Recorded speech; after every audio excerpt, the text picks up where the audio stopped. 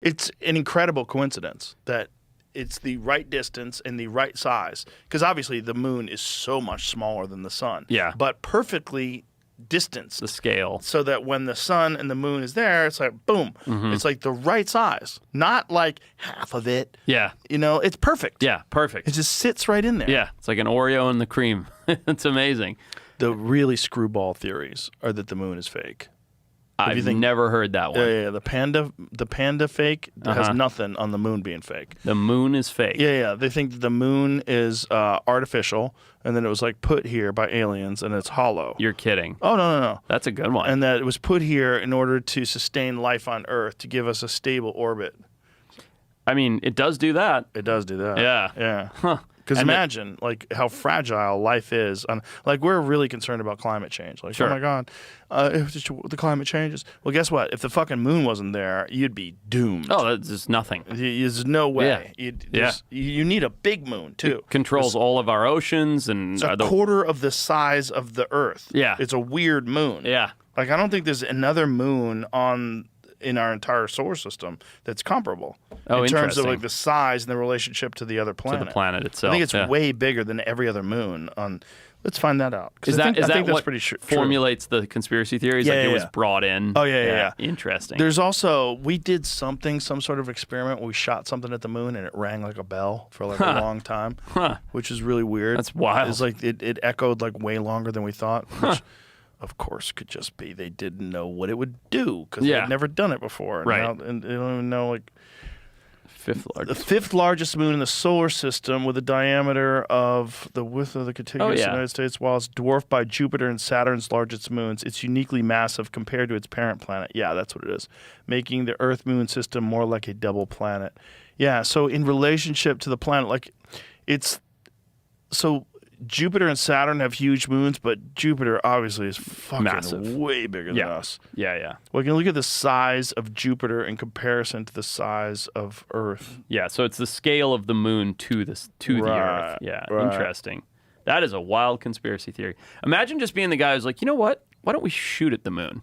Let's give that a whirl, see what happens. Yeah, they did something. I don't know what they shot it with. I think they sent a rocket to the moon and just to measure the sound, like see what would happen. And it was odd. They found it was weird. odd the way it rang. It rang like a bell. But it's like they've never done that before. Like, and also, who knows what the fucking center of the moon's made out of? Yeah. Who knows where you hit it? Yeah, totally. Who knows? Maybe it's weird. Maybe you got some caves in there. It's hollow. Apollo experiments and the ringing effect.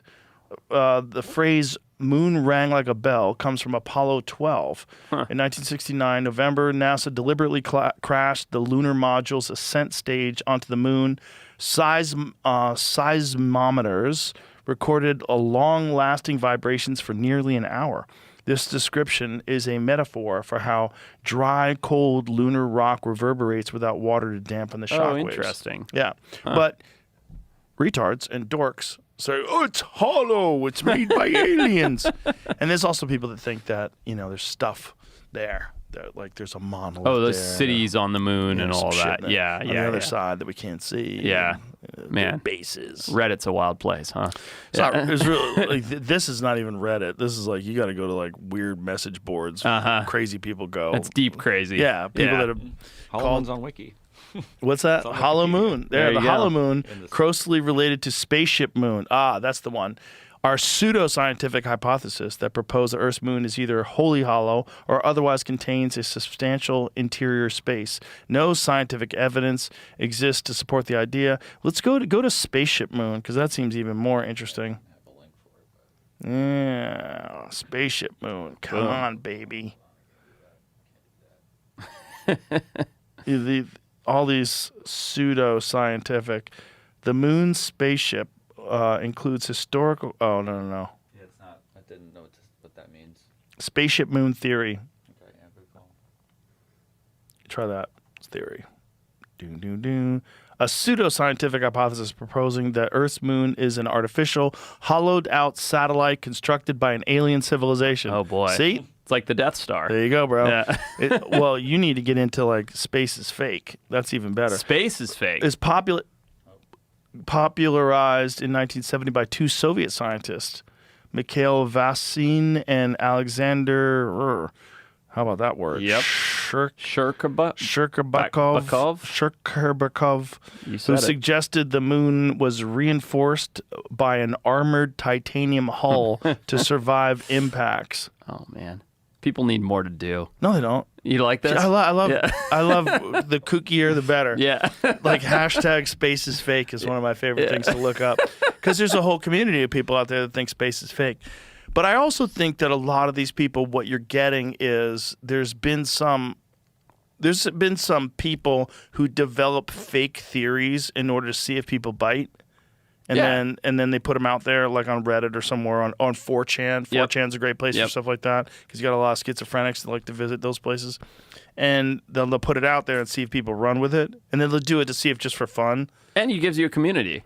Right? It's like, I have this group of flat earthers that I hang out with on Saturdays, and we talk about how the Earth's not round. You know what I mean? It's like I made my own lunatic community. Bigfoot hunters. Yeah. Same thing. There you go. Unfuckable white guys. Yeah. Unfuckable white guys looking for cryptids. Something to do. Are there any other cryptids that are even remotely interesting? To me, not really. I mean, I always enjoy the fun of it, like when we chat about it. But as far as like the reality of it, I don't think so. You know, I know it's a boring answer, but I think that.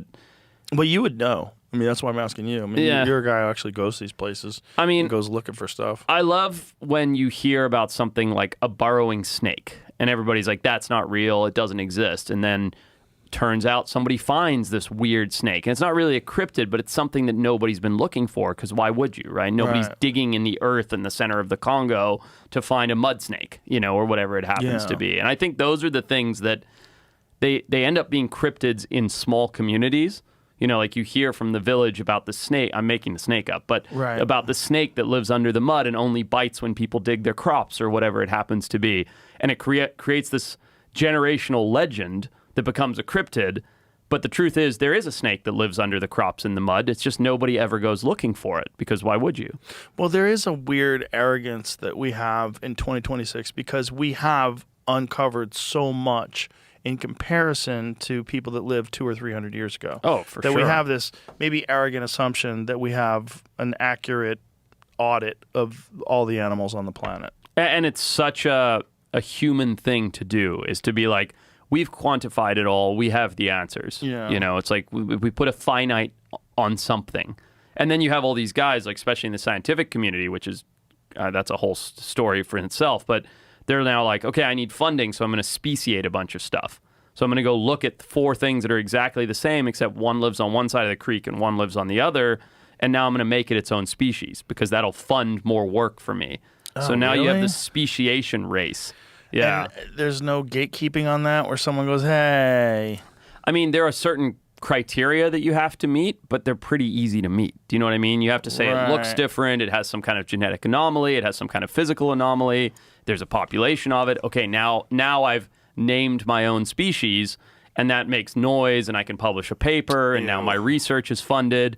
And it's just like, it's not, you know, is it a species? Did we need this one frog to be split into 4 different groups because they live on, 4 different patches of the mountain? Not really.